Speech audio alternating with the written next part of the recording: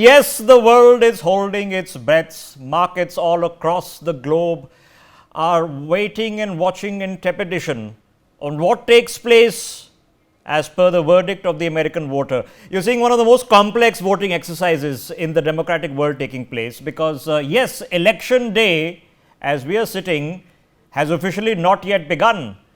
But half the votes have already been cast. 80 million people have voted, and that's because in a large number of districts and counties in the United States of America, postal ballots make up as much as 1/3 to 40% of the votes cast. In several states, almost all the votes are cast via mail-in absentee battles, which is why 80 million votes are already in.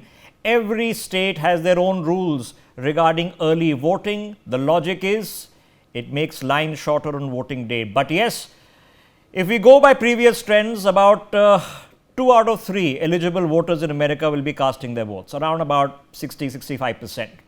That means about 170 million votes will be cast of the 220 million odd that are available to be cast. About 33% of them will be postal ballots. We are halfway through. So what's happening? What's the pulse? There is no such thing as a moratorium on campaigning, so the rallies will go on till the absolute final hour. Joining us now on the broadcast to dissect this as I take you through some of the results of the elections in the past 5 years. Let me introduce my guests first. Max Abrams joining us, Dr. Swasti Rao, who's the fellow at IDSA, KP Nayyar is joining us, Pradeep Kapoor, former Indian ambassador, is joining us, Peter Watson, the CEO of OPIC is with us, Daniel Wagner, who is CEO of Country Risk Solutions, and Maurya Moynihan, whose father, Daniel Patrick, was a former US Senator and has also been ambassador to India. We are also expecting Utsav Sanduja, chairman of Hindus for America, joining us very, very shortly. Gentlemen, very good morning, evening, afternoon to you. We are all on different timelines across the world. It's late evening here in New Delhi, but I know the excitement is kicking off because technically November 4th has kicked off in America, and we are technically one day away from final days of counting. Let me take you through some data on your screens to put into perspective what the situation looked like in the last few elections held in the United States of America. So have a look at that. Okay, this was last time around. Joe Biden got 5% more votes than Donald Trump in the popular mandate. Remember, Trump had 2% or almost 3% less votes than Hillary, but he got the 300 electoral college votes. Biden got 306. So the extra 2% of the popular vote in the right states made the huge difference in a sweeping win, thumping win versus one side and the other. That's what happened in 2020. Before that, 2016, and a rare battle happening because this is the first time in 100 years that the sitting incumbent qualifying to contest the election is not doing so. So in 2016, it was 306 for Trump and 232 for Clinton, with Trump 2.1% behind on the popular vote but winning on electoral college. That's what happened in 2016. Now, the year before that, remember, then this is the presidency of Barack Obama. He beat the Republican candidate Mitt Romney, pretty thumping win, 4% of the popular vote difference, but 332 to 206 electoral college difference in returning Barack Obama as the president of America for a second term. And of course, it was the first term that he contested in 2008, in which he won. And we had a situation where we had gone from Clinton, Bush to Obama. The candidate, the challenger, was John McCain. And Barack Obama had a thumping victory. 7% lead in the popular vote and 365 to 173 in the electoral college. So this is how the things have stacked up so far. Let's now jump in to this current election. And I'm going to ask people to stick their necks out because it's a leap of imagination on what happens. Max Abrams, what's the wind in the willows telling you? How's it looking? I'm not going to be the guy to stick my neck out on this one. It's I'm going to keep trying. Really it's impossible to say. That's the truth. Yes, you've been talking a lot about the national percentages, but it's all going to come down to, 7 swing states or so. And what makes it extra difficult is that within those states, it's really very difficult to call. Nobody can say for sure or with any level of confidence which way Pennsylvania is going to go right now. Nobody can say with confidence which way Michigan is going to go. So we're expecting a really tight race down to the wire. And also, the media is extremely active, so it's very idiosyncratic. One little story here or there could shift some voters, how much voter turnout there's going to be, what the ground game is going to be. A lot of this is unknowable situation. So we're all Okay, so paying let me very close rephrase the question, attention, Max. and Okay, so it really could go if either we way. look at Trump for the first time when he's not a president, it's Hillary's election to lose. Everyone is convinced she's winning. All the polls are telling us she's winning. This is the Clinton family. They are deeply entrenched into politics, far more so than Donald Trump can ever claim to be, and he pulls off an upset. So is this Trump's election to lose? Because as we are sitting here, up until July, Kamala Harris was not even in the picture. She's only had 3 months as a clear presidential candidate. Well, I think that it's a pretty even match. The American electorate, we have two main parties, about 50-50 each or so. You have Kamala Harris, she's the vice president, and she has the support of most of the American media. I think the Democrats are a slightly stronger party in the United States in terms of their control over institutions like the education system, arguably even the intel agencies. On the other hand, you have Donald Trump, a former president with a very big microphone. He's also been backed up now by Elon Musk on Twitter, X, the most important media. And so, in a way, it's an even fight, and it's going to come down to the wire. Okay, as we speak, like I said, there's no moratorium on campaigning in the United States, so you can campaign till the last vote is cast. That's J.D. Vance rally that's taking place in Wisconsin, and Max has already mentioned the swing states. So we're talking about Arizona, Georgia, North Carolina, Pennsylvania, Michigan, and Wisconsin, where this rally is taking place. So Max, help us break it down. What is then at stake here? What's the difference between the two candidates, between a Kamala Harris? What has a Kamala Harris gotten figured out that a Hillary Clinton could not? You mean in terms of their policy views? I think that the outcome of this election is going to matter greatly. Kamala Harris says that there is really no daylight between her and the current president. She's saying that she's going to run on change, but there's nothing really different in comparison to Biden. However, in comparison to Trump, everybody agrees the differences are quite substantial. In terms of foreign policy, of course, Trump is not as big of a fan as continuing the war in Ukraine. He wants to wind it down, even if that requires territorial concessions to Russia. Trump is also more pro-Israel.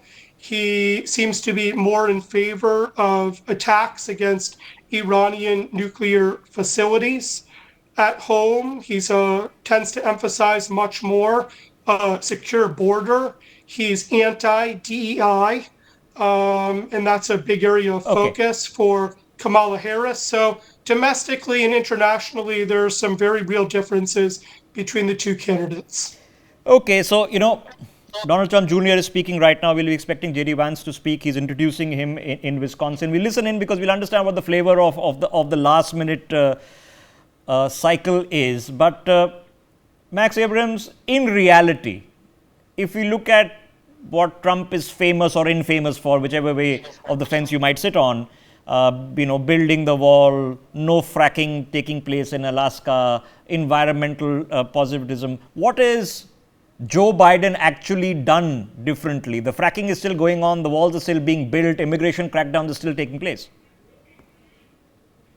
You know, that's a really good question. I think a lot of Americans want to know what Joe Biden has done, what he's doing. One of the lessons of this presidency is that in some ways the presidency can be completely hollowed out.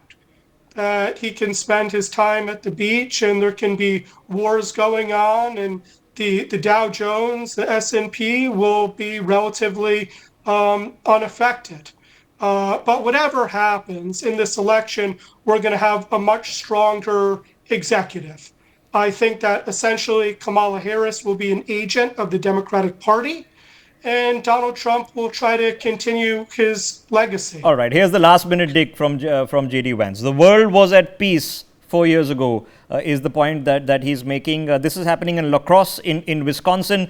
We'll cut across to this very, very shortly. Let me quickly get Daniel Wagner into this conversation as well. Daniel Wagner, let me begin with the thought process of what is Kamala Harris? How is she different that she has a better chance than a Hillary Clinton who had already spent 8 years living in the White House, was firmly entrenched into politics, but lost to Trump? So this is a bifurcated election. On one hand, you have some voters who are voting for someone, Trump or Harris. On the other hand, you have a lot of voters who are voting against the other candidate. They aren't for someone in particular, but they know what they're against.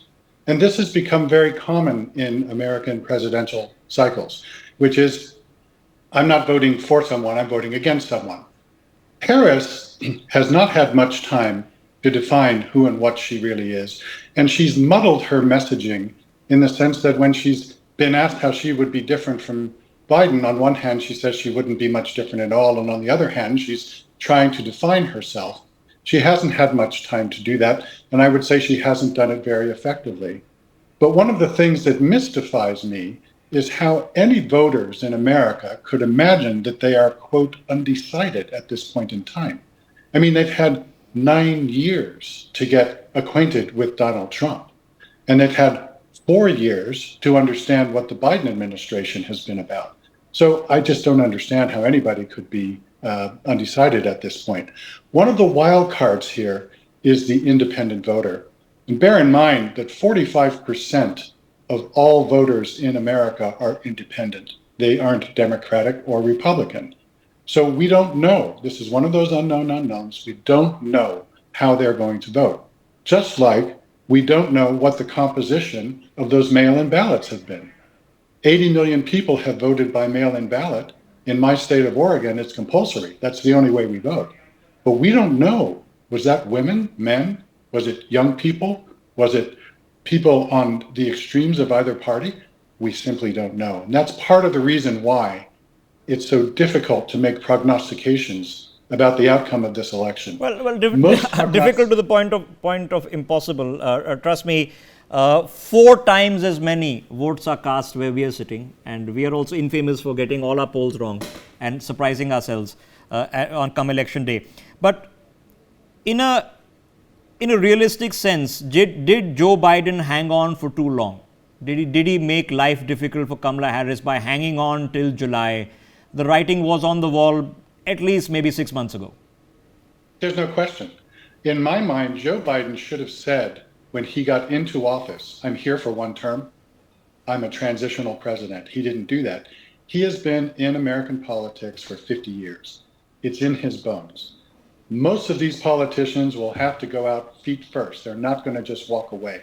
And Biden waited much too long, even while the writing was on the wall, for opening the door for Kamala Harris to simply step into his shoes. When he selected her, he knew that there was a good chance that she would be following in his footsteps. Why then did he not embrace her, especially when everybody else in the Democratic Party seemed to see the writing on the wall? So what would be the reason? Was he not being communicated to, or was there a resistance to actually having Kamala Harris on the ballot? No, I don't think it's that so much, because she ticks a lot of the right boxes, right? She's got this international background, right? Caribbean and Indian, which is a net plus in America. She's a woman, which is a net plus in terms of the voter public. I think there was a lot of concern, and there still is, about whether she is ultimately too extreme, and she's tried to moderate herself in the interim months, but I'm not sure she's necessarily made a convincing argument. I think her policy is basically going to be do no harm if she gets into office. I don't think she's going to be an extremist. I think she's going to be a moderate. Okay, just stay with me. What you're watching on your screens is a Trump rally taking place in North Carolina, where I believe he's already arrived. His son, Donald Trump Jr., was introducing his father. My father took a bullet for America. You have to show the same level of fight, is what he has just said. And J.D. Vance, meanwhile, is in Wisconsin. He is saying that every time Kamala Harris gives an interview, they pick up another 50,000 votes. So it's really going down to the wire, which is what an election should feel like, at least for the rest of us. Let me get Peter Watson in. Peter Watson, are you willing to stick your neck out? Is this a predictable election? No way. It's predictable in its unpredictability. But I did make reference earlier today to a very interesting Washington Post article by Lenny Brumer that makes the point that even if you are close in these polls, you can still have electoral college blowout. And so, as we saw happen in 2024, again, there you had Biden only winning by 44,000 votes, and yet he had a pretty substantial electoral college victory. I think the one thing is still going to be relevant here, and it's the underreporting of Trump voters and Trump people being polled. We saw underreporting of that group in 2020. About 4 to 5% of folks, when they were polled, elected not to say they were voting for Trump, but they came out in support of him. I think that's still going to be an important factor. And frankly, to the other point earlier, we still have a significant number of independent voters who have yet to vote. So it's a brave person who could come out right now and make an absolute so for prediction. people watching the broadcast, both the parties have something called registered voters. So they have a fair estimate going down to the county level of people who are registered Democrats or registered Republicans. Think of party membership, sort of, that happens in other parts of the world. It's sort of like that. So you can hazard a guess that about 50% of the people are sort of already voting for a party regardless of the candidate, but the remaining 45-50% are the undecided voters who aren't registered with a particular party and therefore can make up their minds on a polling day. So in that context, what has there been a decisive factor, or is it in the end still a personality contest? It's still Democrat versus a Republican. It's about ideology. The policies don't really matter much. You know, the ideology of both parties has sort of shifted, actually. The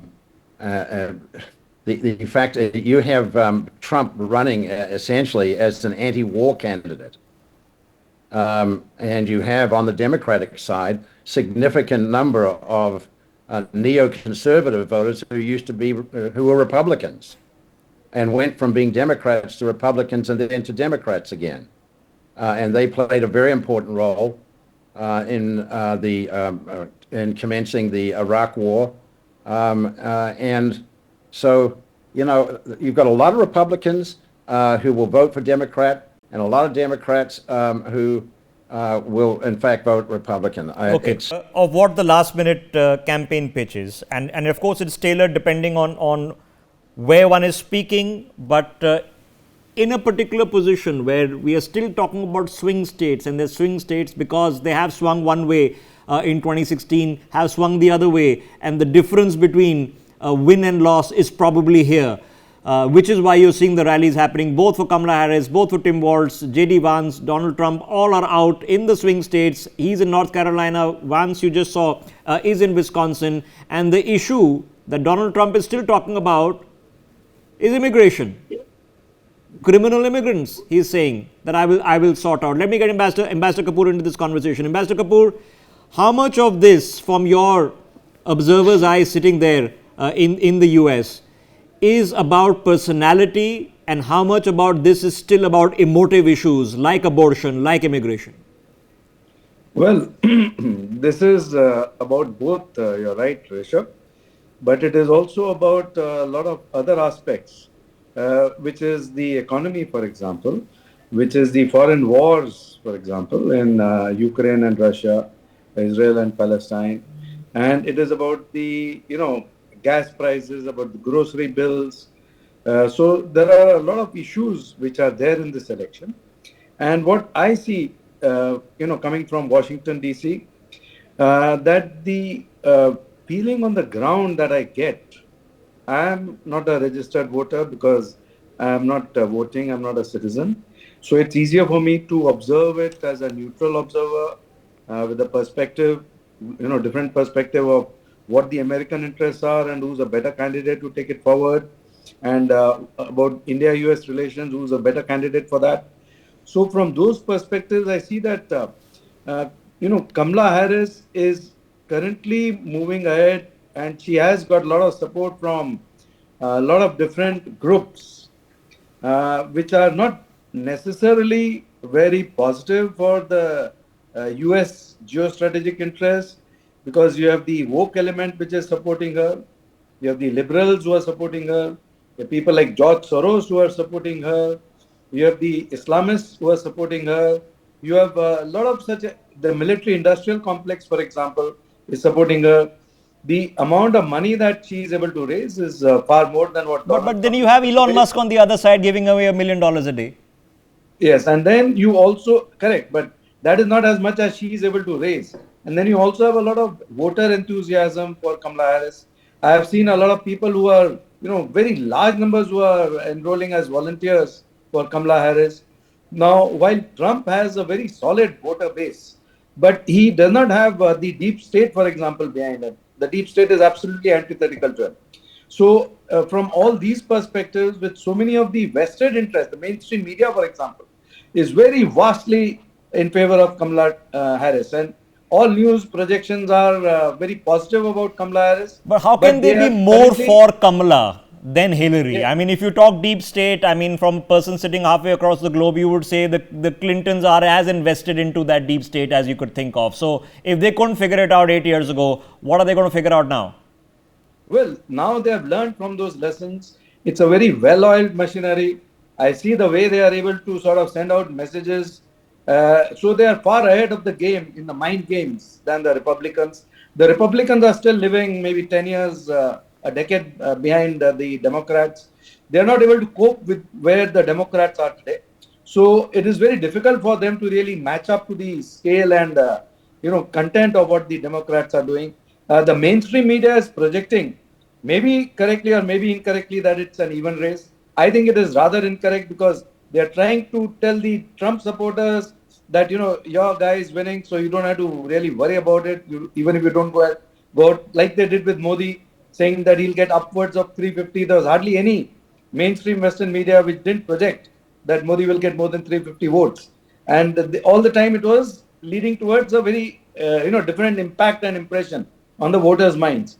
So something similar, I see it happening in the US. So I am Rishabh Gulati. I am very happy to take your challenge and put my neck out there and say that while Donald Trump will be far better for US geostrategic interests globally and for US-India relations, based on what the past track record has been, but currently Kamala Harris is far ahead of Donald Trump in terms of Okay, so you're calling it for support. Kamala Harris, all right. There were many people who called it for Trump 8 years ago, and he did indeed win, even though he was behind in all the polls till the last minute. But let me ask you the obvious question, right? Indian Americans generally lean Democrat, okay, because the Democrats are supposed to be the pro-immigration, the sort of friendlier to newly established immigrants party. Here you have Kamala Harris, who, as we know, is of at least part Indian American descent. So why shouldn't Indians be excited about having Kamala Harris in the lead? The excitement and enthusiasm amongst the Indian Americans is very, very low, while the Indian Americans are contributing very substantial sums of money. And a large part of that is going to Kamala Harris and Democrats, and not as much as going to the Republicans. But they are not as enthusiastic, partly because of the agreement, for example, which Tim Walz has signed with the Muslims, that they will have an equal share in the governance.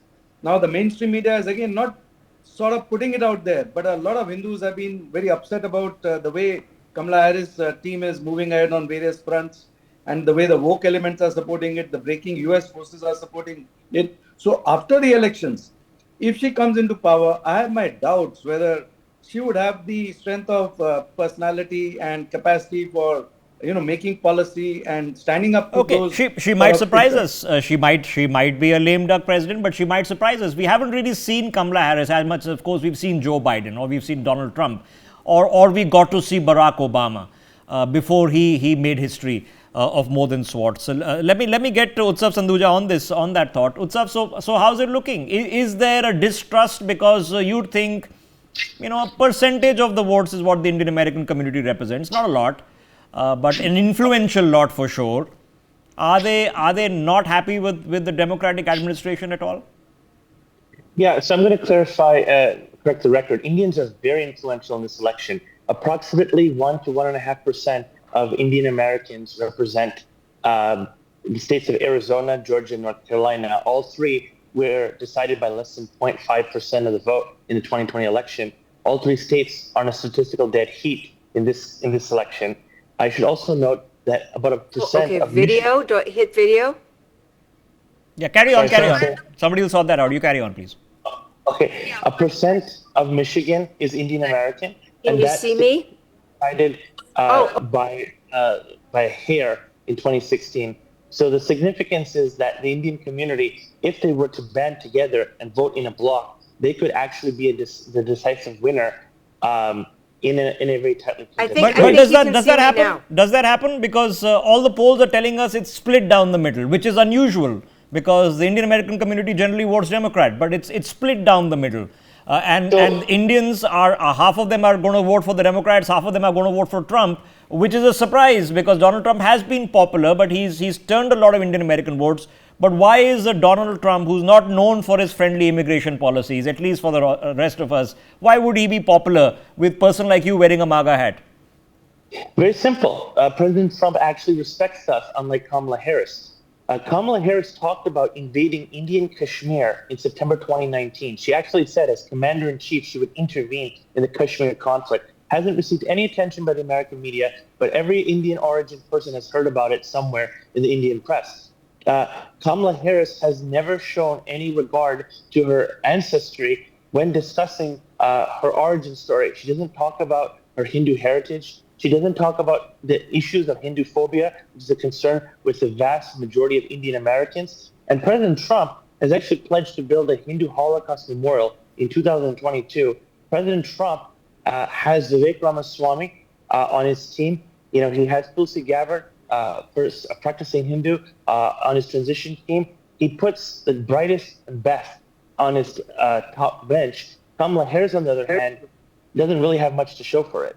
Okay, stay with me. Let me get Mr. KP Nayyar into this conversation. Mr. KP Nayyar, are you willing to stick your neck out? Do we, from a bird's eye view, have a better shot of figuring out what has already happened with half the votes already cast?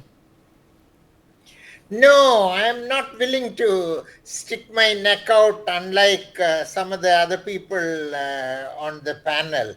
Because, see, in Wisconsin, for example, one of the battleground states, Trump has only a 0.2 lead. In Michigan, according to the latest polls, he has only a 0.2 lead again in Michigan, in Pennsylvania, as things stand now, he has only 0.6 lead, and in North Carolina, 0.8, These are at the bottom of the margin of error, So it could go either way. I don't think anyone can really predict what the outcome will be. But I would like to make a point after listening to all your other panelists. One of them very wisely said that 45% of the American voters are independent, which is true, and it is extremely significant. And I would like to recall that this process started in 1992, because a lot of people talk about many countries being one-party states. America is a two-party state, and people want more options. The United Kingdom has a third party. Canada has a third party. But are you expecting the Green Party or the Libertarians actually to poll votes this time? It's never happened. What I'm trying to say is that there are so many people who don't want either party. They don't want either the Democrats or they don't want the Republicans. And they are the ones who are sitting on the fence in this election.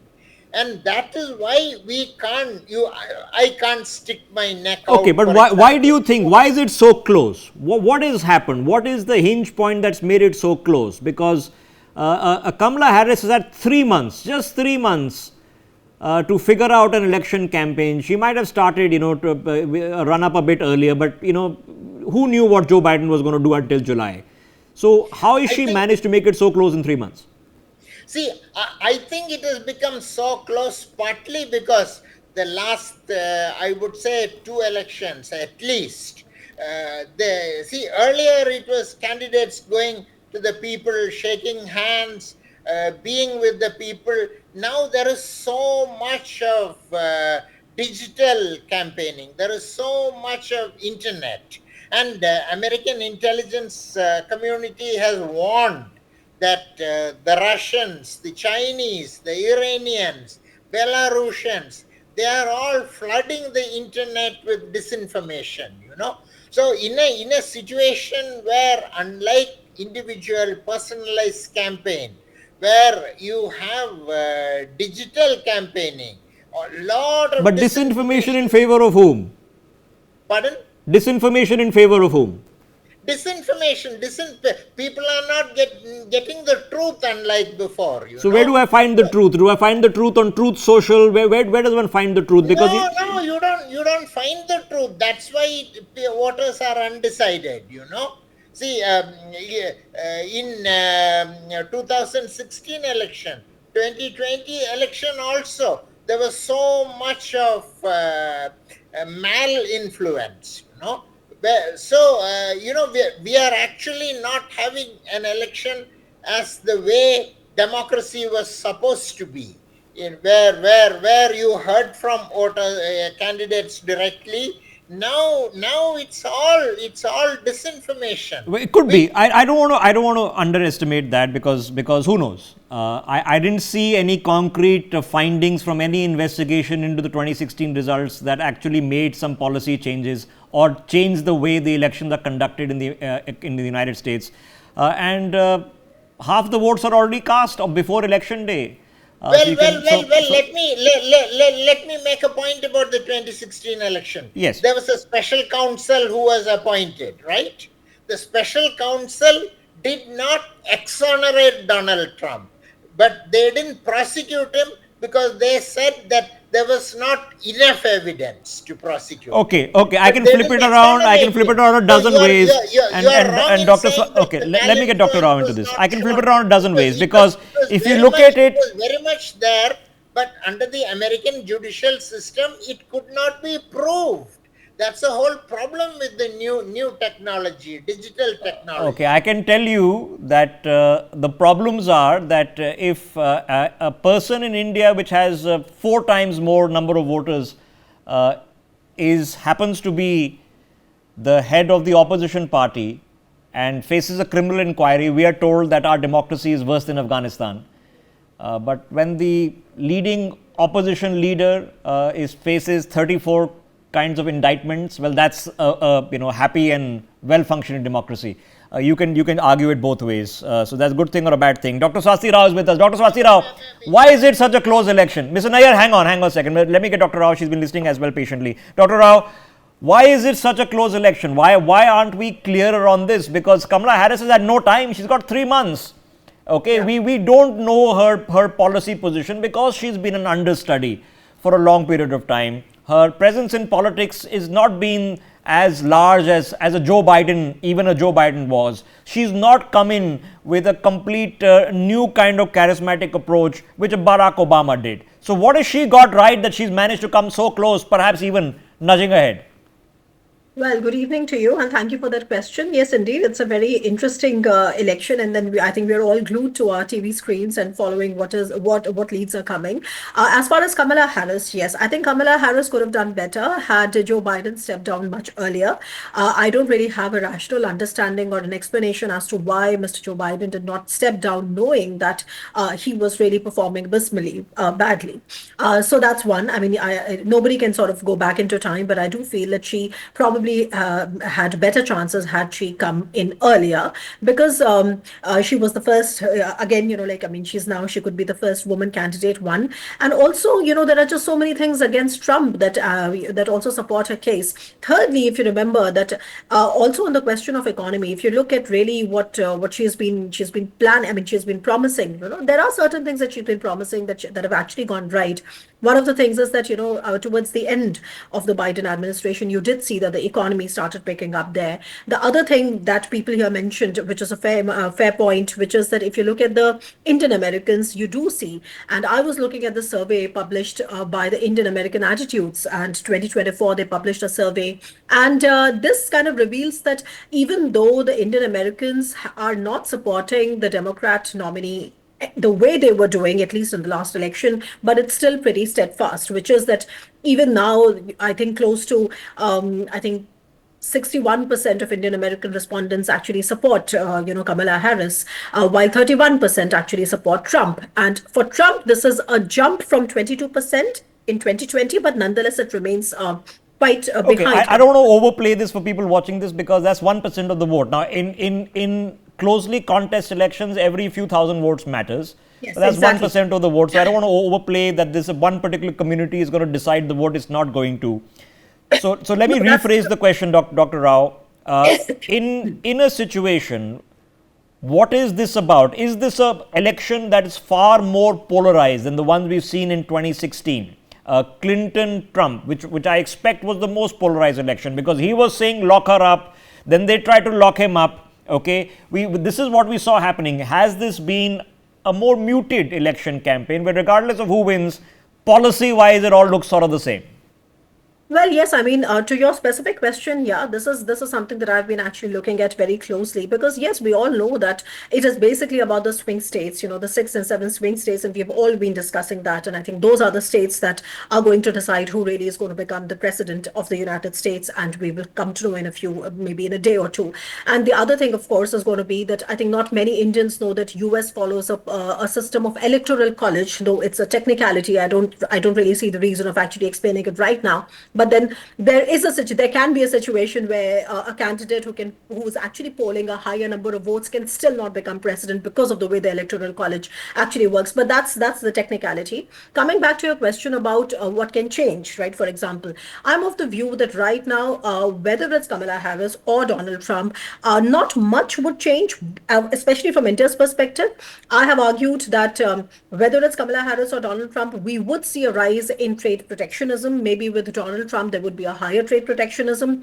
Yes, the issue of H-1 visas remains something that we would like to see. But as far as the larger politics of Indo-Pacific is concerned, the larger convergence that we've been seeing with the American, state, especially in the last 10 years, is going to perhaps be in that long-term direction of convergence. I don't see really. Okay, I don't know how much of the policy the matrix still matters here. Are there the forever green policy issues, which really are mobilizing people to change their minds and how they vote, from abortion to gun control, which is there? You can have the same arguments for 80 years, or is it something particularly new? Let me get Maura Moynihan into this conversation. Ms. Moynihan, what is your take on the election? Because if we are not in a position to even consider that there is one candidate in the lead a night before the elections, which means it's a close contest. Why is it this close? Well, first I'd like to say namaste and Bharat Mata Ki Jai. To all my friends in India, which I consider a second home, having attended high school in India in the 1970s when my late father, Senator Daniel Patrick Moynihan, served as U.S. ambassador to India. And I grew up in the center of electoral politics. My father ran 8 races, 4 primaries and 4 generals. I've worked on presidential campaigns. I've worked on local races. I have tremendous respect for India's democracy, particularly that India has voter ID, the fingerprint. And I live in New York City, and here in New York, we have no voter ID. Gavin Newsom, the governor of California, just passed a law making it illegal for poll watchers to request voter ID. And the 2 main issues that are driving this election, which is why I don't have a lot of faith in the media polls that come out. We used various pollsters in my father's campaigns. And a lot of the polls, like one over the weekend by this woman that, had very marginal on the fringes of the political establishment, had Kamala up by 3 in Ohio. That's absurd. Trump has always won Ohio by double digits. And she's been thoroughly discredited this morning. One thing my father said, and anyone who really understands the American electorate said, the 2 issues that will drive people to the polls are inflation and public safety. Well, Kamala Harris and Joe Biden have presided over the most extreme inflation in American history and the worst crime surge for 2 reasons. One, they're soft on crime policies. It's called judicial reform. What it just means is you don't prosecute crime. And the other is migrant crime and the open border. The other issue that is angering a great many Americans is all this money going to a war in Ukraine, far away, not here at home. It has angered a lot of the people I speak to. And we don't have a fair and honest media in America. I want to say it's an honor for me to participate in this discussion on Newsx. I watch Newsx every night. I think the reporting is far superior to ABC, NBC, CNN, CBS, because in the 1980s, a regulation, it wasn't really a law, allowed Hollywood studios to purchase the networks. ABC is owned by Disney. Paramount owns CBS. So, of course, you don't get real news. And the coverage of Kamala Harris on legacy media is 89% positive, and the coverage for Donald Trump is 79% negative. I should not be reading out what Donald Trump's Wikipedia page then says, because as per that, he's a fascist and a racist, and amongst very many other things. But all right, thank you for bringing it down to brass tacks. So there is an issue. This is not just a personality contest. There is an issue. Inflation is a problem. But is inflation inherited by Joe Biden? Is it because during COVID, trillions of dollars were being pumped in, and that's not really his fault? Donald Trump created the best economy of my lifetime, and he lowered taxes, and he also did a lot of work in expanding small business loans and help to the African American community. He's extremely popular with African American men, because Kamala Harris locked up so many black men and women when she was Attorney General of California for nonviolent crimes, particularly truancy. She put a black mother in jail who had a sick child who was in the hospital. And she boasted about it. And the internet's forever, so these videos are going around. And I didn't quite hear what you said. Did you refer to Donald Trump as a fascist and a racist? Or no, that's what his Wikipedia page says. And that shows you how Wikipedia pages are also edited and therefore don't represent necessarily a balanced perspective. But my question to you was, inflation in the United States, is it symptomatic of the trillions pumped in during COVID, and there's nothing that a Joe Biden could have done about it? Joe Biden made it absolutely worse, and Kamala was the tie-breaking vote on their on three different bills. One was the Green New Deal, which is not producing results, and the other was the Inflation Reduction Act, because she's the vice president is president pro tempore of the Senate. They cast the tie-breaking vote of 51%. So she's directly responsible for the inflation. I mean, I went to the grocery store just a couple of days ago, and eggs were $25.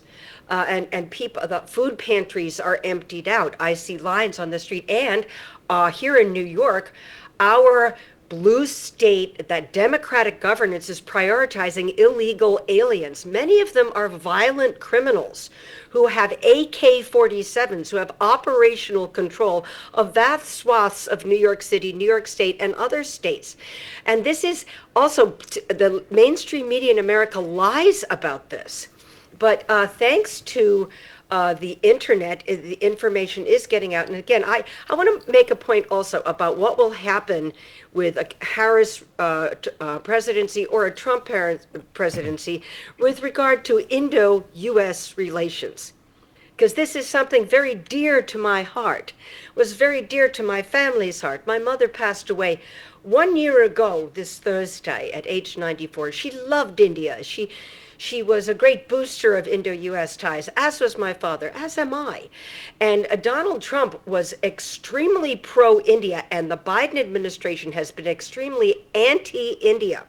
They have constantly sanctioned India, accused India of genocide against Catholics and Christians. The pullout of Afghanistan in August of 2021 was an absolute catastrophe, which imperiled India's security.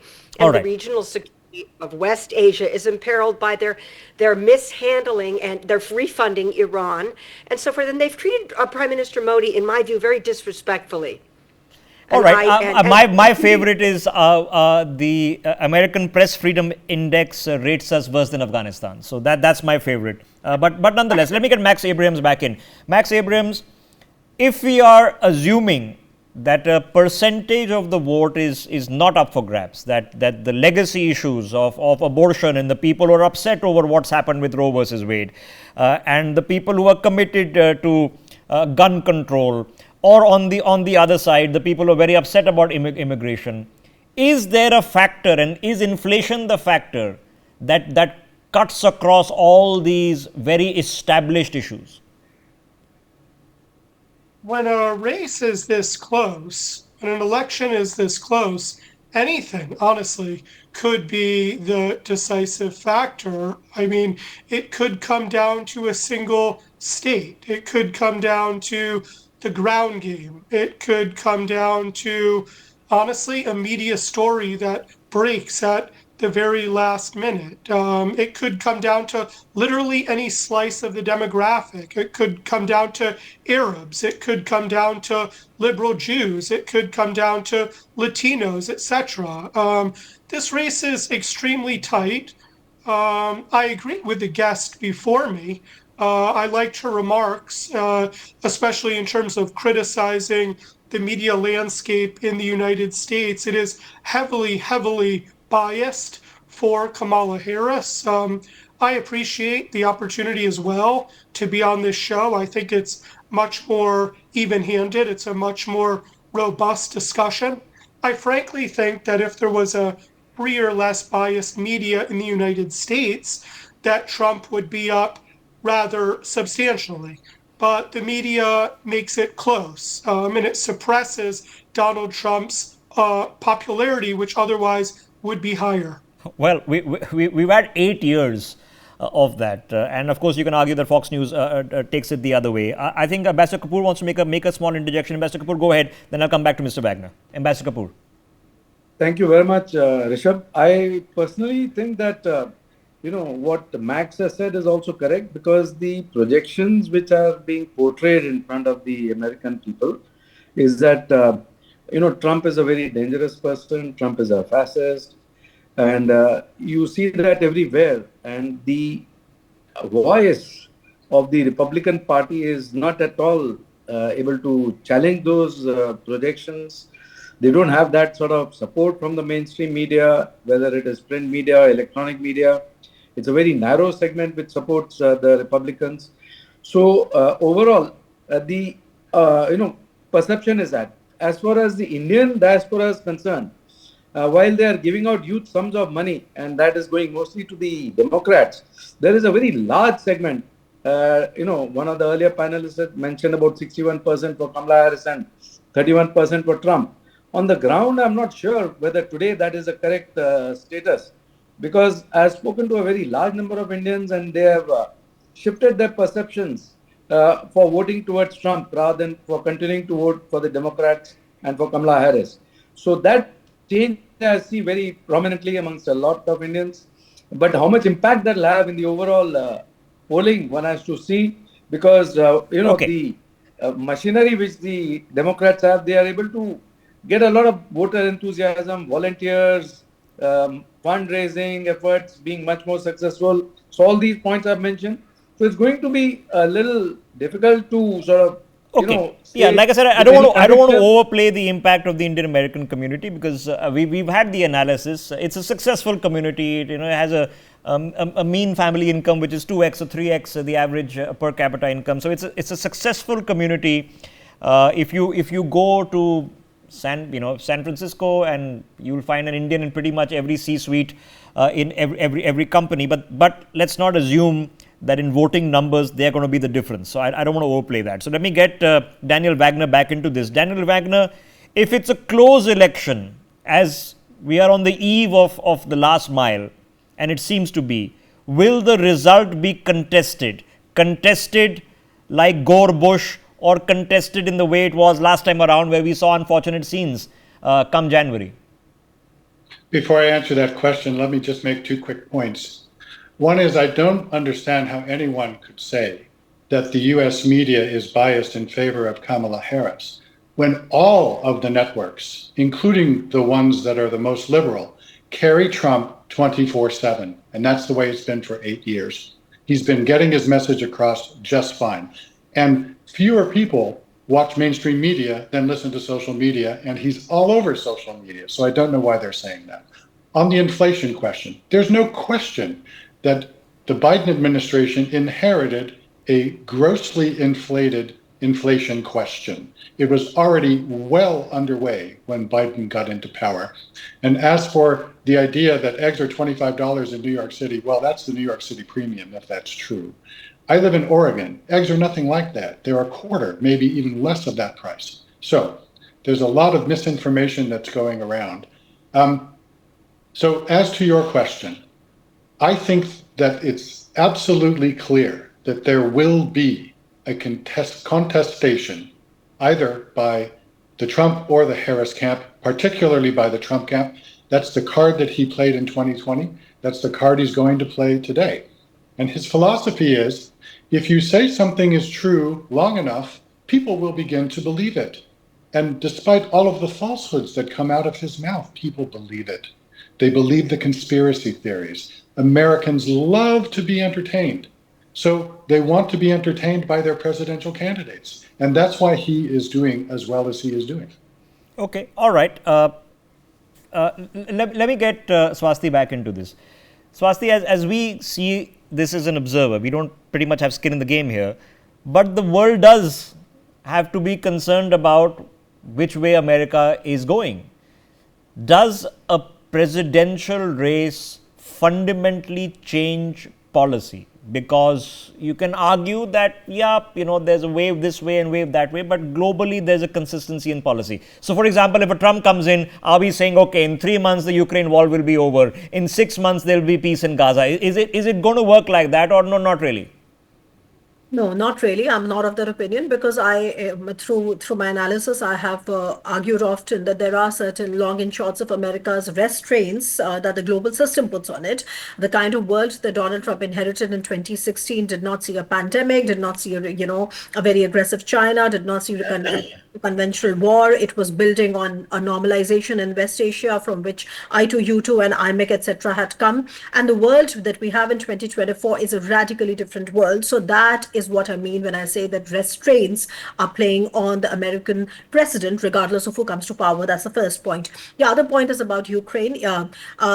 Please analyze it carefully that while Donald Trump has always projected himself as the problem solver and Democrats being the problem maker because they got involved into these different security theaters, I do not think Trump really has a plan of coming out of these problems. Also, analytically, if you see, there is a kind of an isolationism and a globalism, which is kind of pulling America's foreign policy apart into different directions. And as long as this keeps happening, you will see these recurrent periods of instability from America's side. I am of the opinion that because there are certain restraints acting upon the global system, the world is entirely different. Okay. And a very important factor that we do not discuss much about, which is that today there is no ideal security threat operating in an ideal security theater.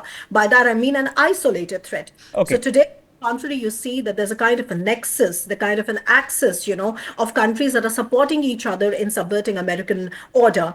And as a response, America can't do it alone. It needs the support of its allies. So even if it is about Indo-Pacific, Okay. America can't. Okay, I'm short of time and I need to take a break before we overshoot this telecast. Mr. Nair, your closing thoughts, sir. Mr. Nair, if you can still hear us. Yes. Well, I would like to make the point about Indo-US relations that whoever wins, I think the relationship is fairly insulated, because there is bipartisan consensus on relations with India. And it is not often recognized enough that we operate mainly through the Congress, through the US Congress. Less through the administration, less through the White House. The India caucus, the House India caucus is the biggest caucus in the House.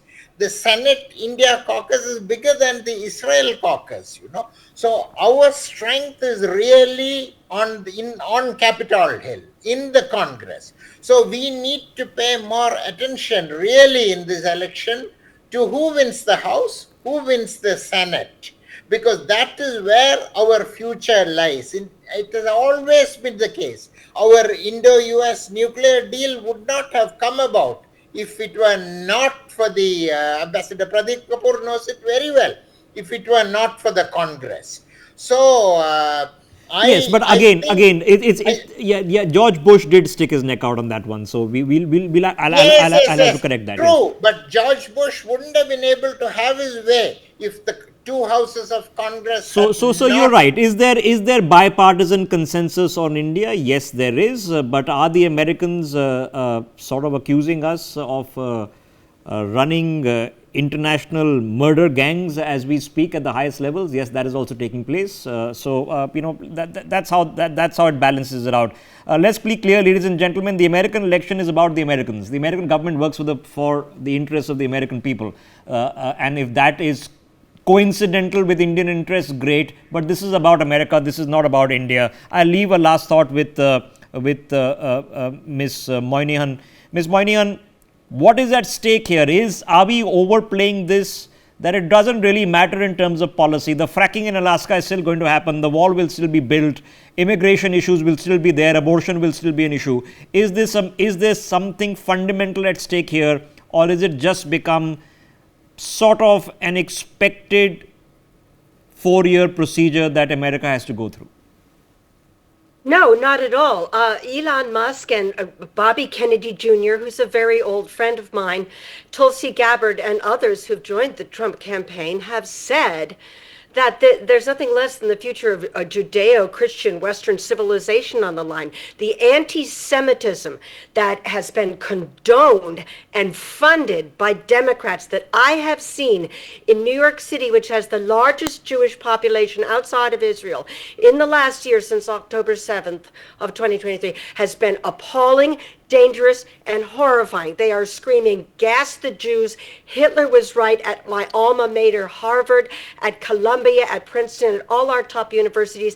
And Kamala Harris is okay with that, and so are many members of the Democratic Party, including Ilhan Omar, who is an enemy of India, who went to Pakistan, POK, went to Pakistan up to the line of control, had Pakistan occupied Kashmir. I don't think the people on this panel are taking this seriously enough, that a Kamala Harris presidency would be very bad for the world, for the United States, and for Indo-US relations. And no, it's not disinformation to the gentleman from Oregon to talk about inflation at a New York premium.